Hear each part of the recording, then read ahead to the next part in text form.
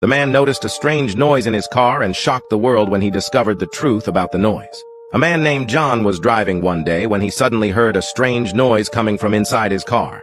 The sound was like a faint tapping, continuously coming from the back seat. At first, he thought it was some items in the car shifting around, perhaps an unsecured backpack or water bottle. However, after a few days of observation, the noise persisted and seemed to be getting louder. John began to suspect that there might be a mechanical problem with the car, so he took it to the repair shop to have everything checked. But after a thorough inspection, the car's engine, brake system, and other key parts showed no issues. So he decided to investigate the source himself.